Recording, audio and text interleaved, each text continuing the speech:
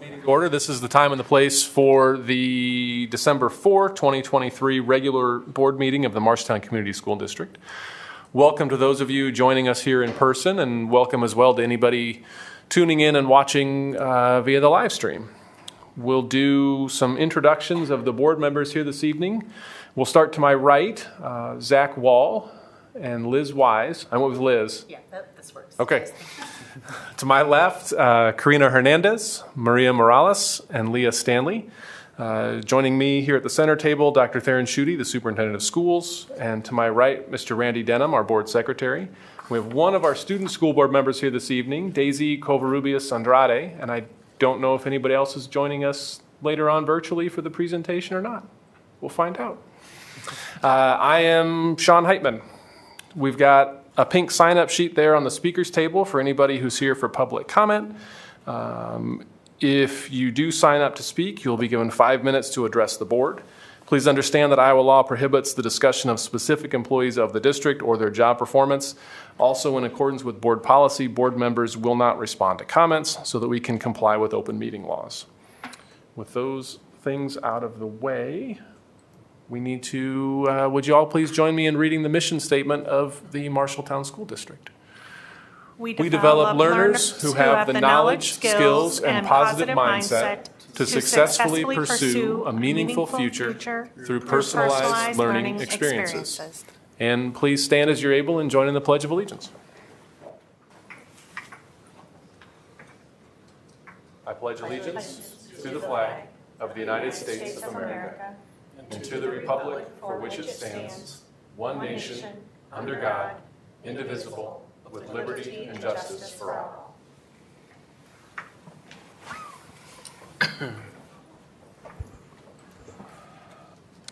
Do we have any changes to the agenda this evening? We do not. And is there a motion to approve the agenda? So moved. Second. Stanley Morales, all in favor, say aye. Aye. Opposed, say no. Motion carries 6-0. Abby?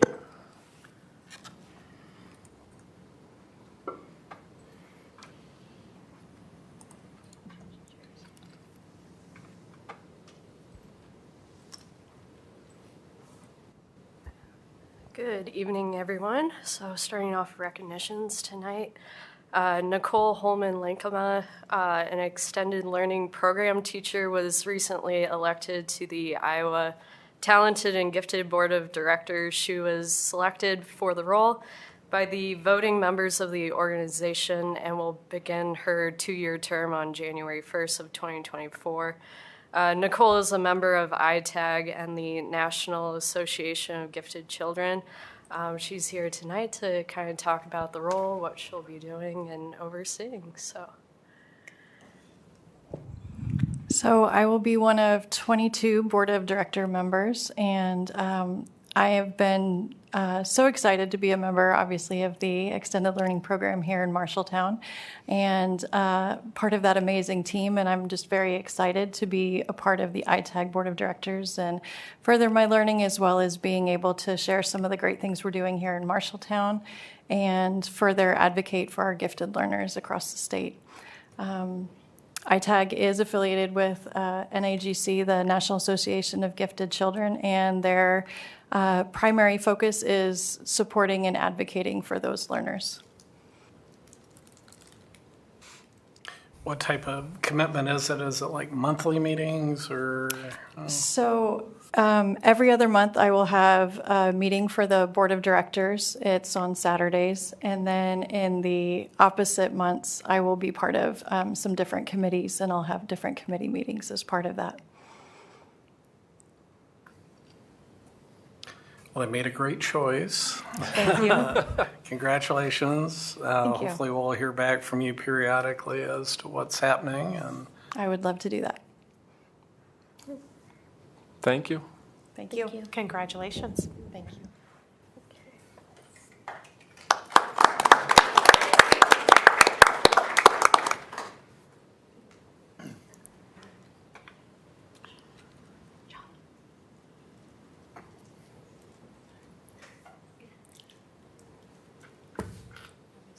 You can sit by me. I don't bite. Up next, Fisher Elementary School has been ranked in the top 40% in the state of Iowa among the 2024 Best Elementary School Rankings by U.S. News and World Report. You probably saw the news article in the TR this past week. It was a press release from us kind of explaining the recognition. U.S. News and World Report rankings include more than 79,000 public elementary and middle schools across the country. Brought Mark Lee out here tonight to, kind of talk about all the great things that is happening at Fisher, along with Shauna, the work that has been happening at Fisher as well, to place them within this recognition. So whoever would like to start first. Well, I think, this is my 7th year, I think, at Fisher, so they've endured some of my weird antics, etc. But we have great teachers and great students, and we are always looking at data to look at how we can best serve our students, make adjustments to what we're doing, provide interventions. We just had a coach come from CKLA to help us. We've been implementing that for several years, but always looking at how can we keep moving forward, implement things with fidelity, and just do things at a high level. So we're always looking to improve, but it's always nice to be able to recognize our teachers' hard work and our students' hard work as well. I know we share students across classrooms a lot for different interventions in different parts of the day. So there's a lot of things that they have to do throughout the day as well. But we have fantastic students, fantastic staff, and very excited to be able to recognize them. I am also extremely excited for Fisher Elementary. Mark and I had a one-on-one today. We were able to do that in person, which is a little bit rare. And I would say the majority of our time was really spent on instructional leadership, and that just really comes natural for Mark and everyone over at Fisher. So the CKLA visits is a great example of, that wasn't, it was a choice by Fisher to continue to improve their implementation, and they dove in head first and really took the feedback, and they're already working to continue to improve that implementation for literacy. I just continue to feel proud of not only Fisher, but every elementary in the school improvement that we have. And you can, I don't know if you're on Facebook, but if you are, there were, I think, 50 shares at least of the TR article, and that just shows not only the staff and the community support that we have around this recognition. So I couldn't be more proud of you, and thank you for your leadership. Questions, comments from anybody? Yeah, this is relatively new, and we're still digging into the metrics of U.S. News versus like the Iowa school profiles. One thing that I know U.S. News and World Report said is that whatever it is that the metrics that they're using takes full account of the socioeconomics and the demographics that exist within the school. So it's not just based on raw total score of the school. And so we're exceptionally proud. I think we're also proud, as Shauna said, that, we implement very similar curriculum and programs across the district. I think it comes down to, how do we figure out what those sometimes unique supports are that are needed at the different buildings based on what the unique kids and population of the school are. So hopefully we'll continue to see more and more of our schools achieve this recognition. You might remember that from the Iowa School Performance Profile, Hoagland and Woodbury really excelled as well for our district. And then, of course, Anson made some significant growth between 2 years ago and last year. So big kudos to Mark and his Fisher team, who in the 8 years I've been here has probably been as good as any of the buildings in terms of database decision making. But again, I think there's a lot of hope for our other buildings to achieve this as well. So kudos to you, your staff, Jennifer, and keep it going. Yeah, Congratulations. Congratulations. congrats.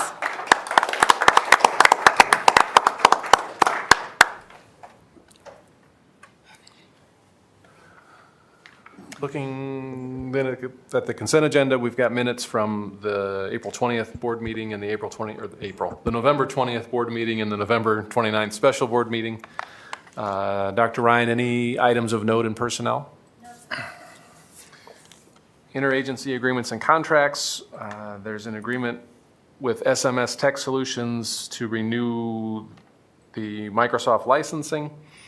An agreement for services of Ravi. How do you say his last name? Essing, Huthasing? Luthasing? Okay.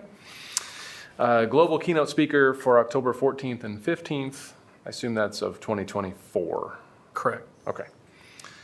Train scheduled service agreement for maintenance on 6 chiller units, an electric line easement agreement with Interstate Power and Light, and a State of Iowa Health and Human Services amendment to the contract to update personnel. Questions about any of those items? Looking at open enrollments, we have one out.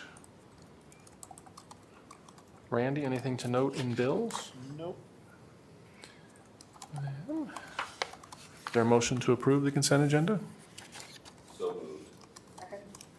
Wall Hernandez, all in favor, say aye. Aye. Opposed, say no. Motion carries 6-0. Senator Edler, Representative Cahill, come on up. Yes, yeah, we're clean. Well, once again, I want to thank you for taking time out of your busy day and or evening to join us for kind of a prelude to the upcoming legislative session. I don't know if you guys flipped a coin or remember who went first last time, but usually we allow you to share what your thoughts are going into the session, and then we can talk also about our legislative priorities, which have not changed a whole lot from the recent past. Student achievement, of course, is first and foremost. State supplemental aid is always a biggie, especially with ESSER dollars going by the wayside as of June 30th of this year for the most part. And then teacher recruitment, hiring, retention is a huge continued need for our district, and mental health services is the other area that continues to present challenges. Nope. Now is it on? Yeah. There we go. All right. Well, thank you for having us both in tonight. Appreciate that and the opportunity to speak and hear what your legislative priorities are. I do see a few new faces on the board, so good to see you all again, and some of you for the first time. And also I want to say congratulations to Fisher Community School for that achievement. That's a great step in the right direction. So my name is Jeff Edler. For those of you who don't know me, I am the senator for Senate District 26. Currently, I sit as the chair for the HHS Policy Committee. I sit on the Ag Committee, the Veterans Affairs Committee, the Appropriations Committee, and I am the vice chair of the HHS Budget Sub. So, put a pretty significant amount of time into some areas that are on your priority list, being mental health is one. But I'll just start from the top. You know, last year we had Senate File 392, which was dealing with the continuing and recruitment and pathways for licensure. I expect to see that continue to move forward in some shape or form.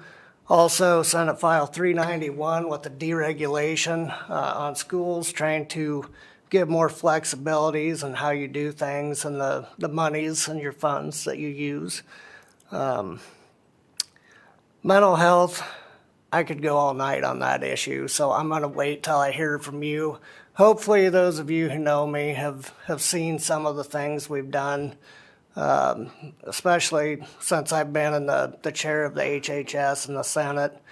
We've really pushed for complex needs. We've pushed for children's mental health, and continue to move down that road as we bring the regions together between the adults and children. The suicide rate has been up significantly since COVID.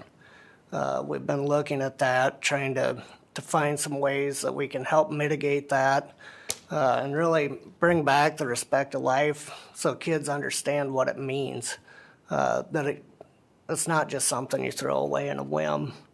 So with that said, I'm going to let Sue talk, and I want to hear questions from anyone. So thank you for having me here this evening. Thank you very much. Sue Cahill. I am the House Representative for House District 52, which covers Marshalltown and southeastern Marshall County.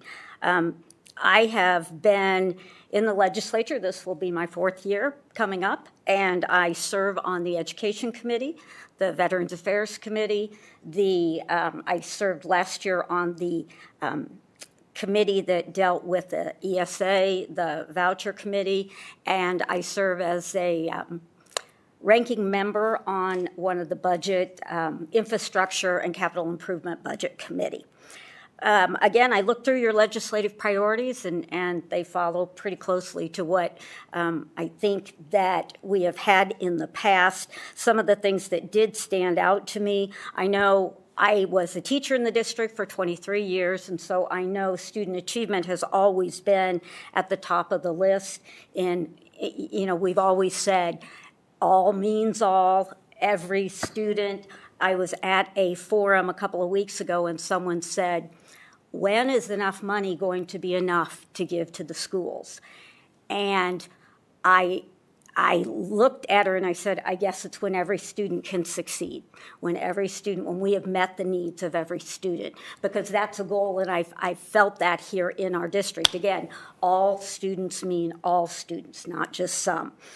The priorities and some of the information that we have seen reported to IASB and coming out in prior to the legislative session, as Jeff said, that we are 392, Senate File 392, talking about how we can, part of it is talking about the alternative licensures and how we can meet the needs, especially for teacher retention and all.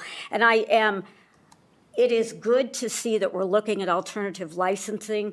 I know from my point of view and my caucus's point of view that we really, though, are very concerned and want to be very protective that anyone coming in with an alternative license does get student teaching time in the classroom, gets the opportunity to make sure that they are a good fit for working with a class of students, and they have that knowledge before we hand them the opportunity to be alone in a classroom with students. So that's one of the things I know when we debated that last year, that was something that was a top priority for our caucus and our educational committee.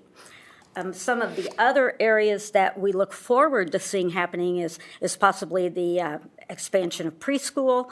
Again, whether it is students who have turned 5 and maybe aren't ready to go into kindergarten. I know Marshalltown has the transitional kindergarten program, which does allow for some of this. And some of this would also make it an option that students could do another year of preschool. Again, all the details aren't there, but that's something that has been discussed and looked at. Again, another area that causes me some concern that has come up prior to the session is the realignment of the AEAs. Again, I know that our AEAs, we count on them for a tremendous amount of support. Our smaller districts in the area count on them for even more support if they don't have the staff to meet the needs of all students. The AEAs provide that opportunity when they just are not large enough to have that staff on hand. So that's something that our education committee will be watching very closely. making sure that hoping that we are giving them the support they need and the financial structure that they need to be able to provide. I mean, what it comes down to is not just providing our district and our staff, but providing our students. That's another resource that we have available to us for students that have, whether it's specialized needs or just overall needs, general needs that all students have. We count on the AEAs to help us provide that. Mental health issues, again, I was fortunate enough to be able to visit the University of Iowa within the last month. And we visited their educational pre-service programs and looked at how they are preparing teachers or students to come into the classrooms, and we were very impressed with what they had. They said what I thought was a good piece of news, that their enrollment has increased in their pre-service teaching programs, which is a positive thing. I know we've had questions about what's our teaching population going to look at. Some of the things that looking at the legislature, we have tried to put forth some opportunities to help students in high-need areas, provide some student loan relief, provide some "you work for us, we'll help you" down the line. So those are some areas we will continue to pursue to encourage students to take up teaching as a career. I want to, they talked about their Scanlon Center for Student Mental Health or Educational Mental Health, and it was a great model to look at. And as we talked further, they are reaching out into the areas around the Iowa City area, being able to provide counselors that come into the schools. And I was like, wait, that sounds really familiar, because here in Marshalltown we are very fortunate to have that opportunity, that the relationships we have with Center Associates and other providers, that they are able to come in and work with our students directly in-house, trying to meet their needs and working with them on behavioral and mental health issues. So I was really impressed that that Marshalltown has some of those things already in place, and that is a real positive sign that we're working in the right direction. We'll be looking for more increase in that. Some of the things that we've talked about is, whether any of the opioid settlement money can be used toward mental health relief. I don't know. I'm not on that committee. We were just throwing ideas around and saying that wouldn't that be a great use of that money to work with mental health issues. I like Jeff's attitude. We'll be happy to field any questions that you have rather than you listening to me. What are the things that are important to you that we can help you with? Sue, when you talk about preschool, are you talking like full weighting for preschool kids? Is that what they're talking about, potentially, or what? Oh, that's a real good question. I'm not sure I know the answer to that. Okay. I think that, again, it's just some opportunities, and I have not been directly working with that committee or that part of the subcommittee, but we know that there are students that need additional help, whether it's a 3-year-old who could go into preschool or a 5-year-old for an additional year. I think currently we're pretty much at that 4-year-old or 3-year-olds with special needs, and then the transitional program provides another outlet for them. Okay. Good question, though, and I'm sorry I don't have the exact answer for you. So I do believe what has been discussed is going to the full day for the 4-year-old. Because currently I believe we're at the half a day for preschool for the 4-year-old, and there's talk of going to the full day funding. I don't know where that's going to go yet, but there is discussion there.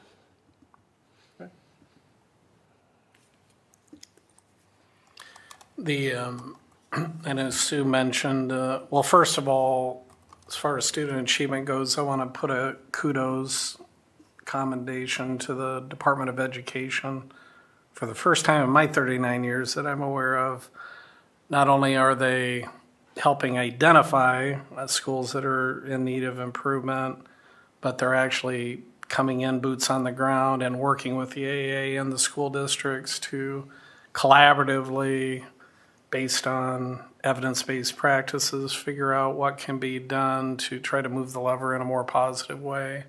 So that's been really refreshing, and I want to commend Kim Biernick, who was the interim director and now is kind of the head of teaching and learning and that sort of thing. She's just been fantastic to work with once we got beyond the shock of them offering to help. But they have been this year, and Anson and who you're going to hear from today, as well as Rogers, have definitely significantly benefited from that support. And quite honestly, all of our schools are going to benefit from that support, because what we learn together, you know, we share, and we'll look to do those effective practices if we're not doing them across all of our buildings. I also want to thank Senator Edler for, I say this every year, but sometimes we have to agree to disagree. But I will say that anytime that I have called, he has been extremely responsive, just as Sue is, and because of the current dynamics with Republicans in the majority of all chambers, he has really gone to bat for our district at different times when we felt like inequities are happening with funding and that sort of thing. And so I greatly appreciate that. And as I said, you know, it's okay, and it's one thing to be able to agree to disagree, but then to be able to turn around and continue to work forward in positive directions. That we would hope all legislators would be that way, regardless of the circumstances. But we're very fortunate to have the two representing us that we have. The teacher shortage, you know, Sue, when you mentioned that the regents are saying that things are starting to tick up, I wonder if they're comparing to the recent past, you know, after the significant drop in enrollees, or if they're comparing to as it was when it seemed like we had a relatively plentiful supply of new graduates to help mirror, you know, the continued larger numbers of retirees and or people that are choosing to step away from the profession.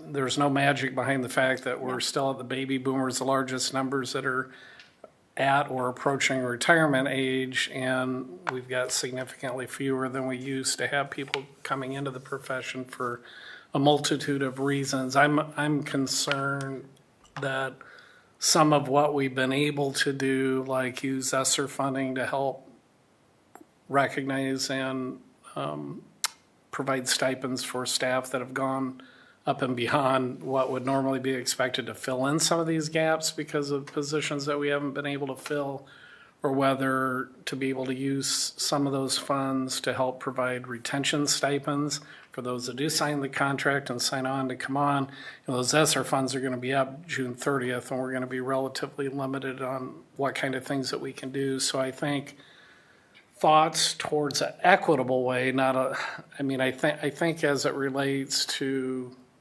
hiring and retaining, that we have to look at it equitably across the districts, whatever it is that would happen at the state level that could help support it.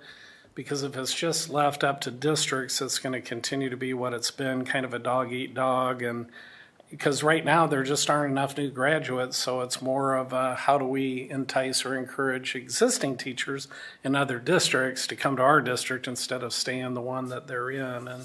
And so I love the idea of doing something creative with forgivable loans for kids that go into the pre-teaching. I think that's a huge thing, because debt is a huge deterrent towards people going into teaching based on where starting salaries are for teachers, quite honestly. I mean, if you go anywhere other than the state universities, you're going to be in debt for quite some time before you make things right, you know, with the cost of tuition and that sort of thing. So I don't pretend to have the answers, but I know that there's a need for a short-term support to help stop the bleeding, so to speak, but then longer-term solutions to try to regenerate a pipeline that adequately fills the positions that are going to be open in the future.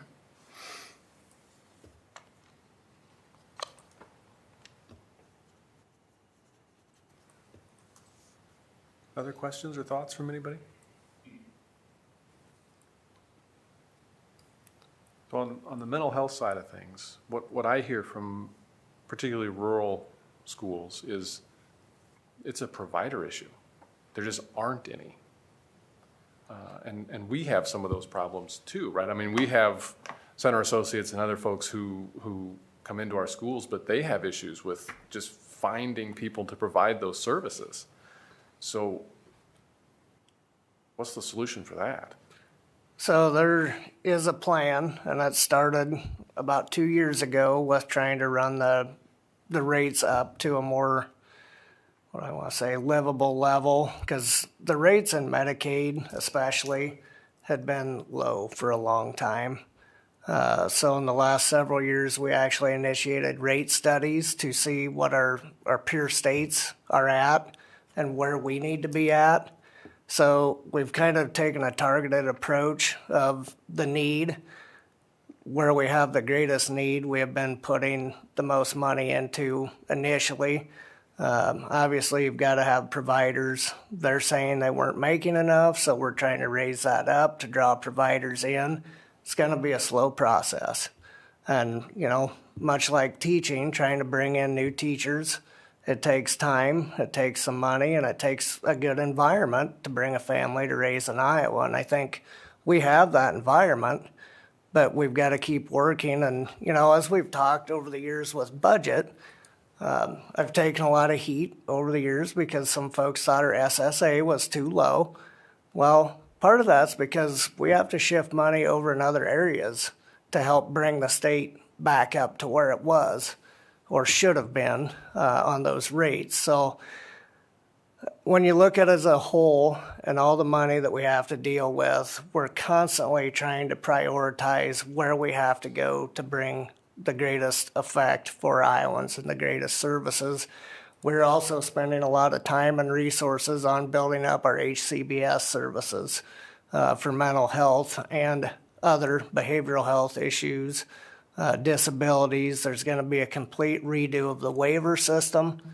There's a lot of exciting things going on right now that I think is going to create a much better access to getting those services. Granted, we still have to have the time and the resources getting the rest of those providers in place, but they're actively looking right now. I know Sue was at the meeting we had on the waivers, and Director Matney and Director Garcia were both up and discussed that, and they're looking at some providers out in California that they were going to bring in and thought they would be able to help fill some of those gaps. But I can tell you for years, I preached trying to understand and identifying where those gaps were so we knew exactly what we needed to have and the providers we needed to have for those kids and adults that were not getting the treatment they needed. And I think we've taken a huge step in the last 5 years to get there.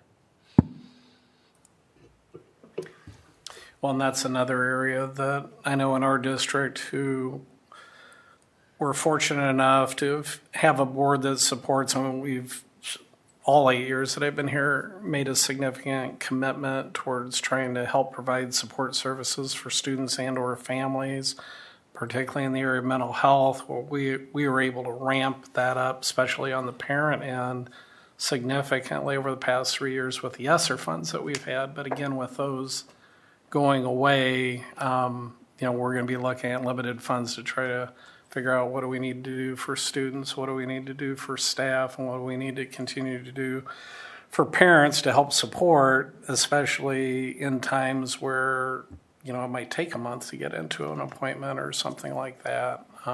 Ironically, some of our partnerships for those services have been with entities like the Cook Center out of California, and our district continues to be a leader in participating in national cohorts in both social, emotional learning and mental health so that we can try to learn as quickly as we can what other resources might be available and accessible in order to provide our kids and to help support them. And I really appreciate that the district takes the time and the effort to continue with the social emotional learning for students and staff to keep that going, because we often hear people saying we just really need to get back to teaching reading and math and science, but we can't do those unless we have the students in a good place to learn and be a part of it. And I've been through some of the schools to see how they are doing the social emotional learning, and it does make a difference. And I've been a part of it myself, but in coming back, I taught junior achievement at Woodbury in the last month, and again, the kids getting started off in their day on the right foot makes a big difference. So I appreciate the efforts that the district is doing to make sure our students are ready to learn when they get here. Well, and I will share that I've been honored and maybe blessed to have been asked to participate in the at-risk task force that the DE had put together this fall. And I know that they put some recommendations out for public comment recently and are getting closer to putting forward a report, as was asked for by the legislature, on the at-risk funds. I think in an effort, as Jeff alluded, to try to figure out how do we squeeze blood out of a turnip, in terms of figure out where might there be accessible or available resources to help support some of these other things. I know one of the big items in there was the question about IJAG, Iowa Jobs for America's Graduates, and I'm glad that I was able to be on there so that I could share that we fully maximize our at-risk funds for students and or families that are most significant in need, what I would probably consider level 2 or level 3.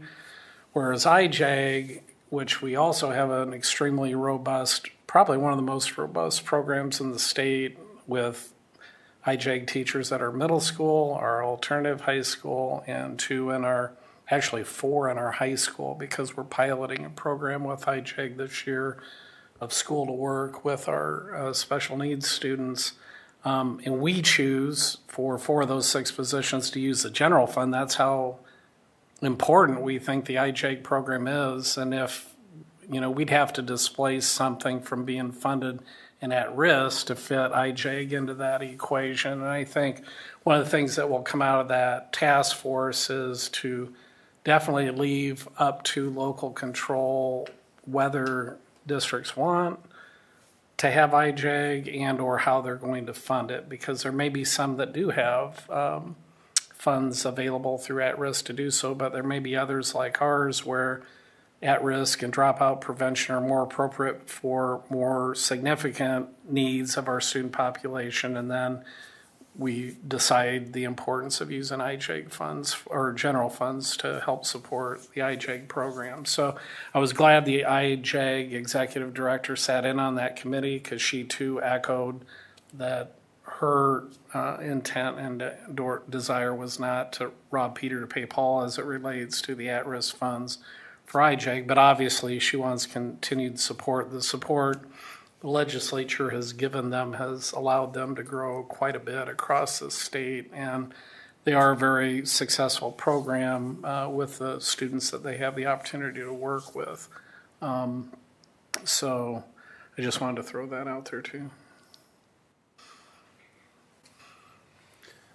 Any other questions or comments, board members? No? Some of us will see you Wednesday. Yes, very true. Again, I want to welcome our new board members, Liz and Maria. Thank you for taking the commitment. I know you all this is a huge commitment. I sat on city council, and I think you guys have a much harder, a much more robust schedule than we did. And so I do appreciate that you ran for office and were elected to the position, because again, having our strong board and being able to look at the systems in place, not to necessarily micromanage what's happening in that classroom on the 3rd floor, but being able to make those policies to ensure that we do have equitable policies across our district for all students. So I do appreciate your efforts and all of you who take that on. Thank you. Thank you. Thank you. Thank you, guys. Good luck with the upcoming session. Thank you. You can call anytime. Yeah.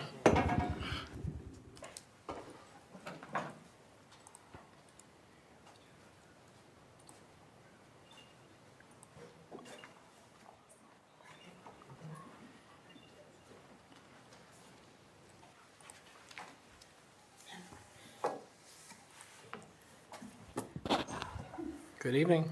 Hi. I think everybody, I'm Ronnie, I'm the principal at Anson. This is Jen Nelson that we've all met. We've got a couple of new members. Hi.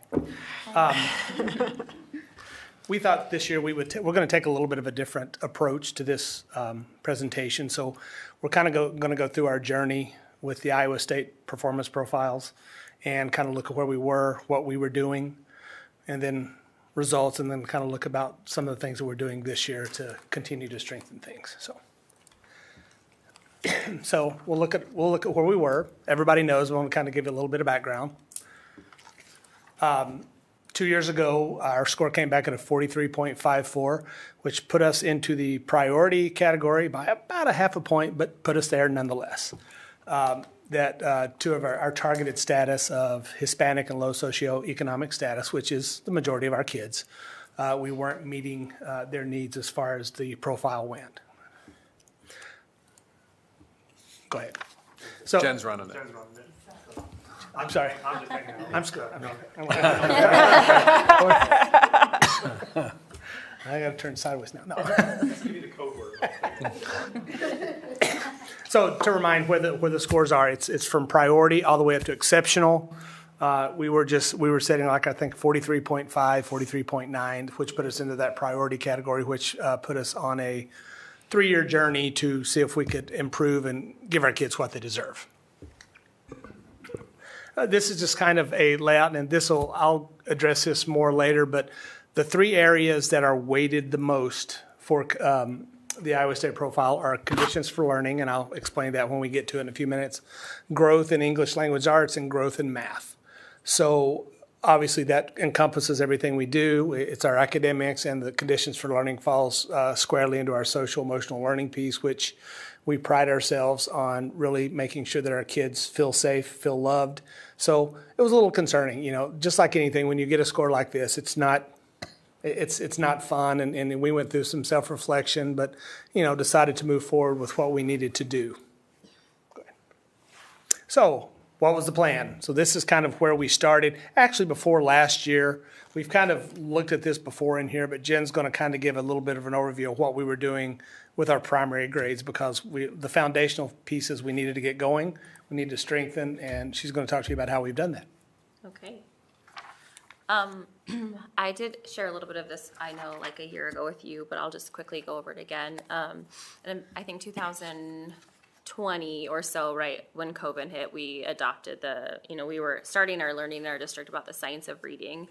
And we really, a lot of teachers struggled just with that transition of learning. It was a hard blow because they always thought they were doing what was best for kids. They always, but then we kind of learned that wasn't always best practice. So we have spent a lot of time in our district, but also at Anson, especially honestly, we've done a lot of book studies and spent a lot of extra time learning about the science of reading, what it is, and how to use what we know to get our students where they need to be. Definitely a thing of pride for me in our building is that I remember when we first started this, and I did hear, our teachers did say sometimes, this is too hard for our kids. Our kids can't do this. This is so hard. And there's not a single teacher in our building who would ever say that now, because they have seen it happen, and they know that every single kid that we get, no matter what is going against them, they can absolutely learn to read. They can do this because we have learned about the science of reading and how to use that to really influence our students' learning. So on this side, this is like, what is the science of reading? So it's basically the order that students kind of learn to read and take in like our language. And it starts first with that phonemic awareness, just like hearing sounds and words, and being able to break apart a word like at, cat, or the first sound of like dog, and then just getting into the phonics where letters are symbols that have a sound, or sounds have a symbol to represent that sound, or sounds have a letter to represent it. And then once they get through that, then it's going to be that blending, and then fluency getting a little bit faster. And then, as you go on higher grades, and you're going to get that vocab comprehension. But the other big part that we learned with the science of reading, besides really having that phonics-based learning and starting with those basic phonemic awareness practices, is that we really learned a lot about how important background knowledge is to kind of delete the gap of opportunity for kids. So many of our kids are not going to have opportunities to travel all over the world to learn all the things about the world.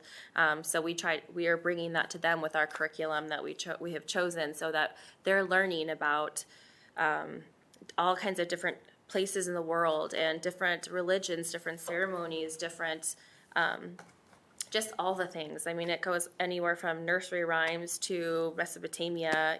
First graders are learning about ancient gods. And I mean, it's incredible. And they're so engaged and just very rich learning and things that are incredibly rigorous that, again, 5 years ago, 4 years ago, whatever, our teachers were like, this is too hard, but it's just not. Our kids are so smart and so capable. And so it's been really energizing for our staff to learn about the science of reading and use the additional things that we've been doing to learn to really try to target what our kids need and deliver some incredible core instruction, make it really, really strong, and then also intervene where we need to with appropriate science of reading-based materials.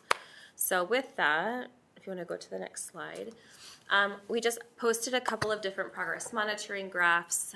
This graph, so our students are, well, in kindergarten, I'm currently teaching kindergarten for a little bit, so I said we make a decision that we want every kindergartner progress monitored. Usually it's if our students don't show proficiency on a FAST screener, then they have to be progress monitored by the state rules. But we always do every kindergartner because we want to make sure that they're making growth. We could check on every single kid every week.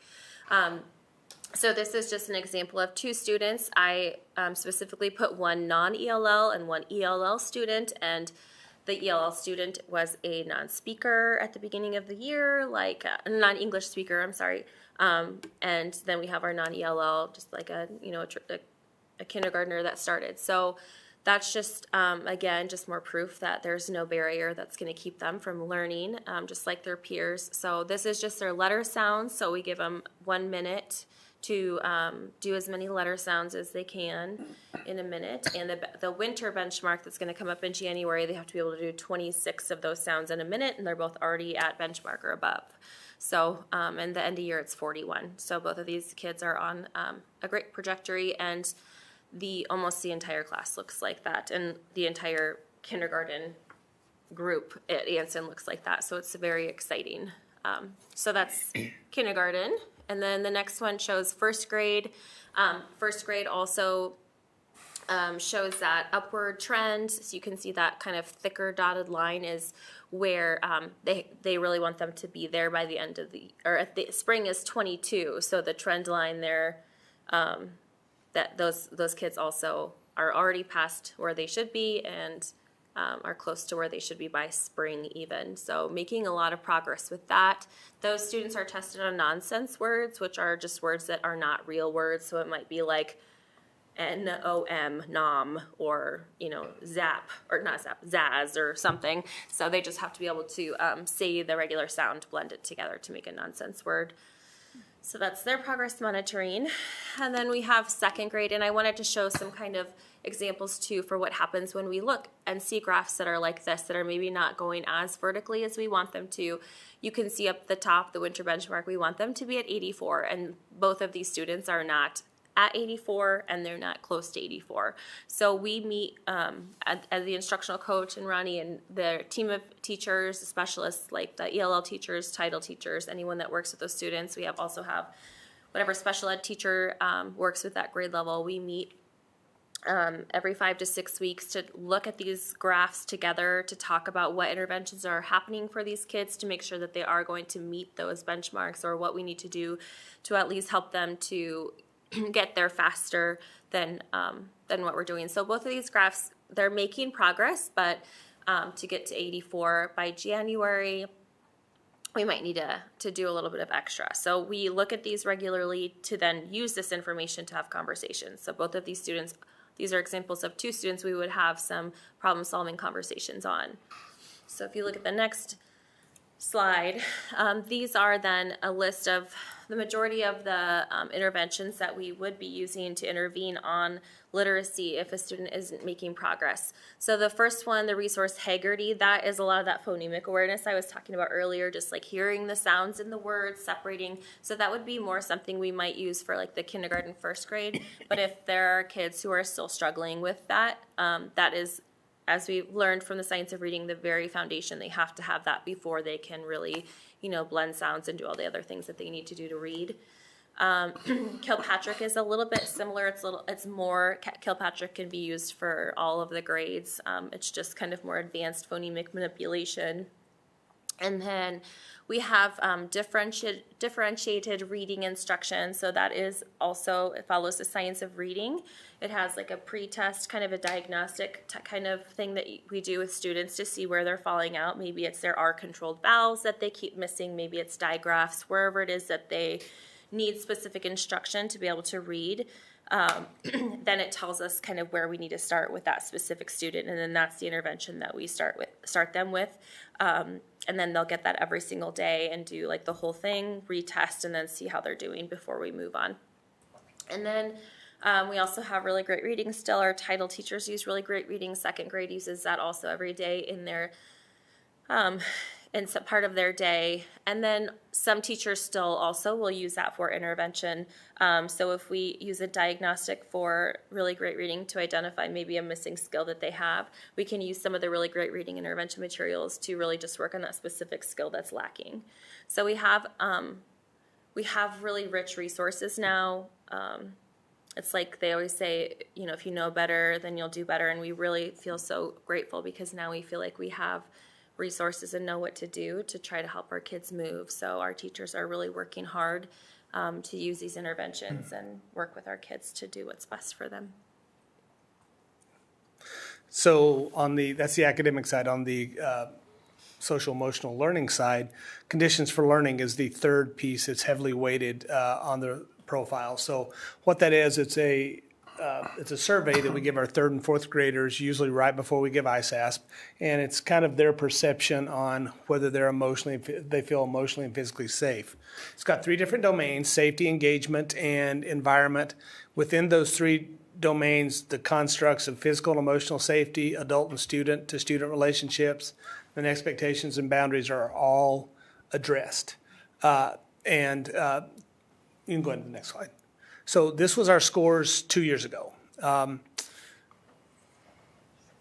Emotional safety, our scores really dropped. And we started looking. So if you can see, physical safety went down 19% in comparison to the Department of Education. Our score went down 23%. We were at 62. So as you can see, except for adult and student relationships, we went down in every category. And our scores were actually pretty good before then. But Ashley Chima and our counselor and myself started looking into the questions and saying, so is there something we are missing? Do our kids not understand the questions? And some of them are a little bit tough for 8, 9, and 10-year-olds. For instance, there's one block of questions that goes, within the last 30 days, this happened to me. So for some of our kids, when you start looking at that time strain, they don't get it. They don't understand the question. And the way that this works, so if you have, I think, 5 questions in each category, each construct, if a child answers 2 of them wrong, all 5 are counted negative. So there's not a lot of wiggle room as far as how this is measured. So we took the time to make sure our kids understood how to answer questions. A lot of it was test taking.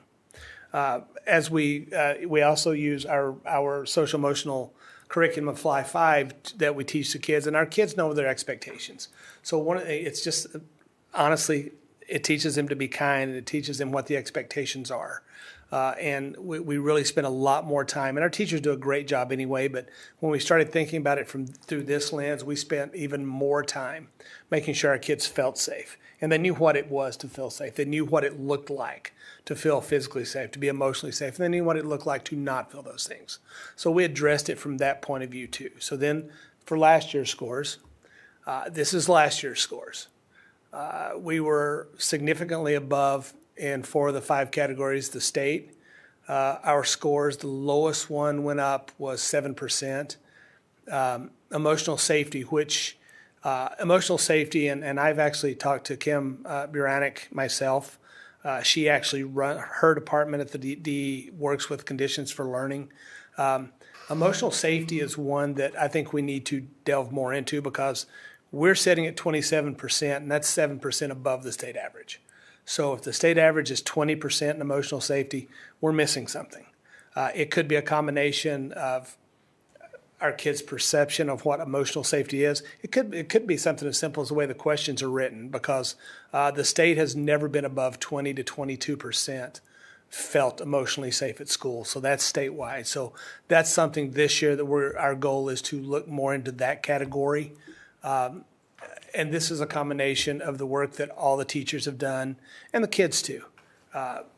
Once the kids buy into our expectations that everybody's treated with kindness and everybody feels safe, we have a firm belief that in order for our kids to learn, they've got to feel regulated at school.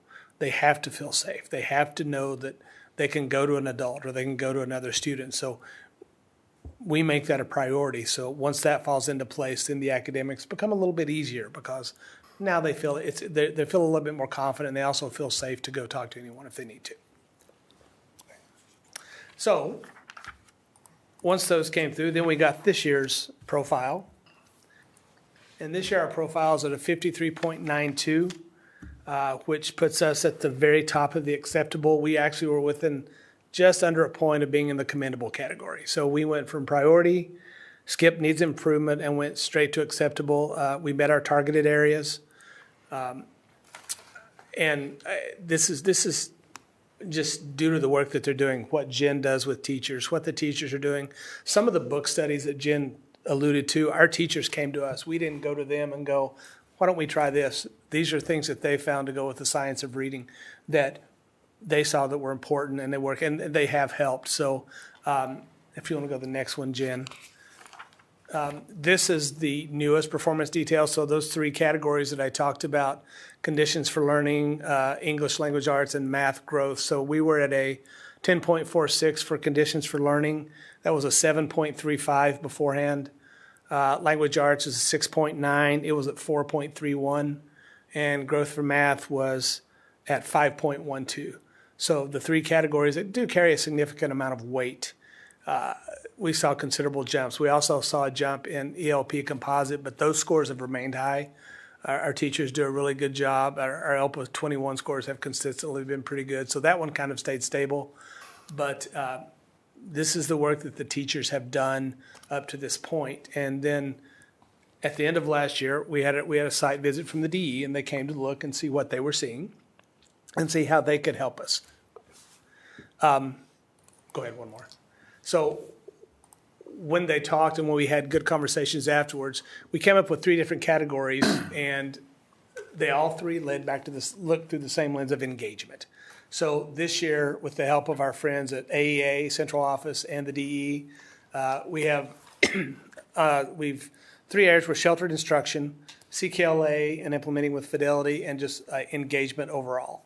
So the way that we're addressing those areas this year are we have ongoing professional development around sheltered instruction. So many of you may know Lisa Wymore. She's a fantastic resource as far as sheltered instruction.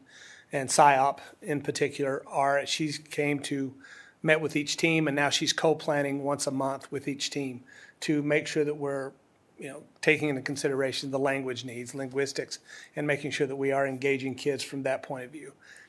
Continuous training, you heard Mr. Lee kind of allude to the CKLA trainers. We're doing the same things. We did that 2 years ago, 3 years ago, and they'll be coming back, and we'll be hitting that with pretty vigorously in the second semester.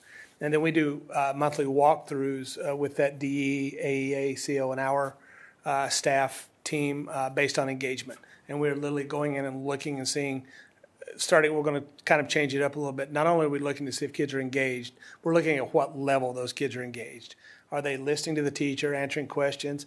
Are they collaborating themselves and really hitting those higher order skills and everything? So we're actually going to look at those different levels of engagement and see where our kids are, and see how we can make sure that our teachers have all the tools to up that level of engagement each time that they're with kids in an instructional period. That's all that we have. Do you have any questions? Oh, I'm sorry, I lied. I forgot one thing.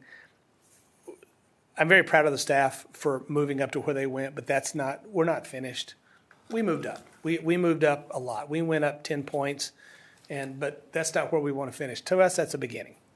We want our scores to keep going up, and that's why that they keep working hard with the science of reading, and we're excited for our new math curriculum that's going to come next year to see those things keep going up to where that it's not something that, it becomes more of our norm to see those things and to see our kids excel, because as Jen said, they can all do it.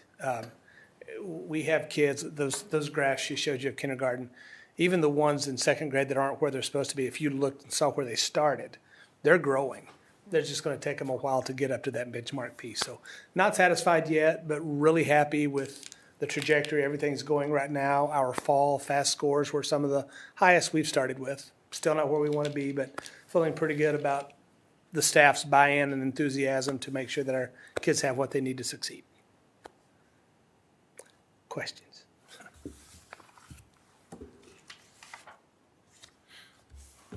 So not necessarily a question, but those of us who were able to come see you guys last week got to see some of these things in action, right? So we saw a literacy lesson that was, ancient Rome. Yeah. Which was really pretty impressive to see. And then in your classroom, we saw they had their little boards out and we were finding letter sounds, so that was pretty cool. Yeah. It's crazy. We had a short staff meeting today, and we talked about they're all just coming out, second grade in particular, about the time when the Persians wanted to take over Sparta.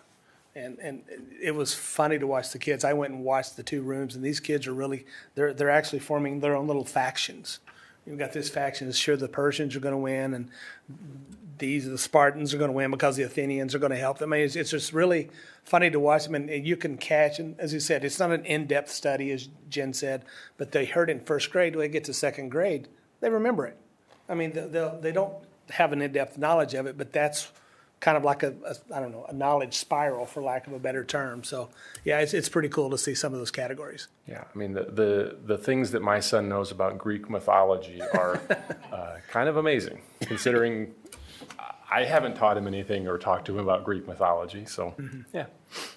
Yeah, it is fun because I also have kids in the district, and my husband's always like, talking about our son, he's so smart. I'm like, yeah, he's got a good teacher. But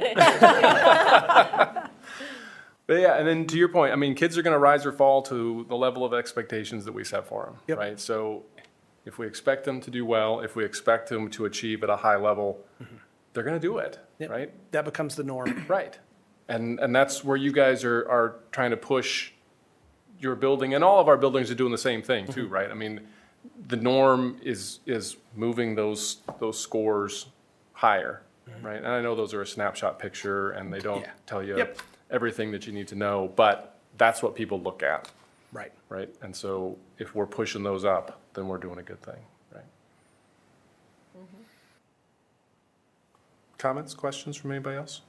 Oh, just congratulations on all the hard work, and it's great to see that big of a jump. Just that 1 year jump, that 2 year jump. Just watching those, being able to watch those numbers go up. So, Yeah, I know last year Ronnie congratulations. was so upset, and I was just like, it's fine. I know we're doing really great things. It's gonna go up. It's fine. It's gonna be fine. And it, just because you can, when you're in it and you're doing the work, I just knew we were just doing some amazing things, and that the teachers are just working so hard. So She says it's fine to me a lot. It's fine. It's going to be okay. because we're doing the right stuff. We're doing the best we can with what we have and what we know. Go ahead. I do appreciate your presentation, the comparison. because it's nice to see the growth, and that's where we want to go. And I know you say you're not done, but it's so nice to see the growth. I mean, that's the direction our district wants to go. And I think it's in no way, shape, or form an excuse, because regardless of where kids are, we have an obligation and responsibility to get them where they need to be. But I don't know how many more times we can talk about how the Marshtown Community School District is quite dissimilar to most districts across the state in terms of the high diversity, whether it be socioeconomically, racially, language-wise, et cetera. And when you compare us to, let's just say, our surrounding neighbors, I mean, there's many things that we are held accountable and measured to which are non-issues at the other districts because they don't have a big enough population for it to be considered a subgroup. And so it's easy to blanket compare everybody apples to apples, but it really isn't an apples to apples type of situation. And so our quest is to continue to figure out how do we take the research, but then also provide the necessary resources in terms of interventions. It takes more people, it takes more time, it takes more money to get people to a similar place when they come in with additional challenges, and so really proud of the efforts. I'm hoping we're getting closer to the special sauce, as it relates to the jumps that we saw at Anson. And again, it's not like we're doing things extraordinarily differently at Anson than we are at Fisher, who was recognized, earlier this evening. It's just, it takes some different support. So I commend you guys for your efforts in that regard. Thank you. Thank you. Thank you. Thanks, you. guys. Thank you.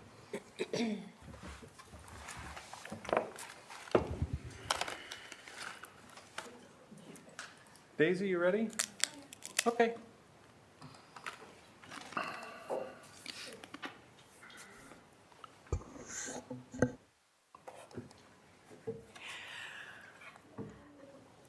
Okay. Is it on? Yeah. Does it work? Okay. So the December 4th school board report from the Marshalltown High School. And so today we wanted to kind of showcase the MHS dance team, how they accomplished their crowned Iowa State dance team champions this past weekend. And so that's the wonderful team that we have. And then also the MHS Color Guard placed 3rd overall in Class 3 Color Guard. And so they got their little trophy over there too. And the NHS is going to be doing this Santa's Toy Shop where the members will be helping out with the Salvation Army Christmas activities. And that's going to be occurring during school as they're volunteering during that time. And just like a follow-up from last month, we talked about the bake sale. And so these are the results. Like we previously mentioned, we sold some homemade baked goods, and all the NHS members participated. It was heavily student-led, and well, the fundraiser was a success. We ended up gathering a grand total of $337.28. So all those funds are hopefully going to be used for the group. And yeah, so thank you. Any questions? Well, I thank you for taking on the assignment